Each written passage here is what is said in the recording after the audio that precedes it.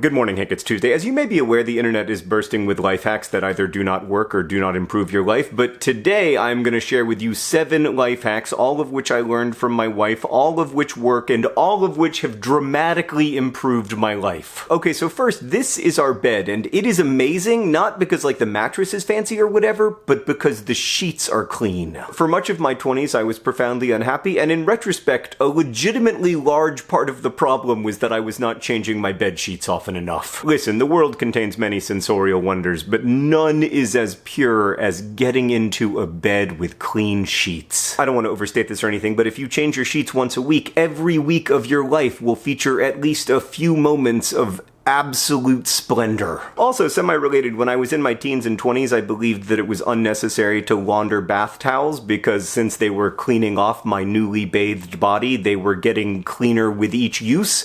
That worldview is incorrect. Okay, second, the double loop. If you tie your shoes like this with a double loop, you don't have the annoyance of double knots, but also your shoes will never come untied. It's a game changer, and it takes 2 extra seconds. Third, soap. When you're down to a little bit of soap and it's sliding through your hands and splitting into pieces and etc., combine that little bit of soap with a new bar of soap so that no soap is lost or wasted. Fourth, kitchen sponges. Oh god, Hank, kitchen sponges. So the average well-used kitchen sponge contains around 82 billion bacteria per cubic inch, which according to the author of one study is the same density of bacteria you can find in human stool samples. Sponges are usually warm and wet and full of air pockets, which makes them great breeding grounds for bacteria, and so I used to put them in the dishwasher to try to sterilize them, but it turns out this might make the problem worse. So now we mostly use rags for cleaning, and when we do use sponges, we dispose of them when they start to stink, as recommended by researchers. Speaking of things you shouldn't put in the dishwasher, wooden cutting boards, which until I met Sarah, I thought just fell apart in the natural order of things, but it turns out only fall apart when you put them in the dishwasher. Before we move on, let's pause to give thanks to Josephine Cochran, inventor of the automatic dishwasher, a tool that has saved literally millions of human work hours at only the small cost of destroying our wooden cutting boards and failing to sterilize our sponges. Right, okay, next, put stuff on your walls. For many years I lived in apartments with bare walls because I thought decoration was an unnecessary expense, but in fact decoration can be very cheap. You can put up album art you like, for instance, or follow along with this art assignment video to make your own prints, or go to student art shows at local arts organizations. And also, if like me you spend a lot of time inside, it really enriches your life. I've been looking at this photograph of 3 farmers on their way to a dance for a long time, and it never gets old, nor do these pictures of the artist Nina Kachadorian recreating Renaissance portraiture in an airplane bathroom using nothing but materials from the plane. Lastly, after Sarah and I got married, we went on a honeymoon in the Caribbean, and look, the real life hacks are not about how to maximize soap usage or whatever, they're about how to connect more deeply with the world and the people who inhabit it.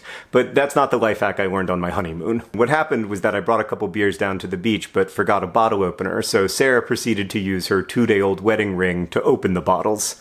True love. Hank, I'll see you on Friday.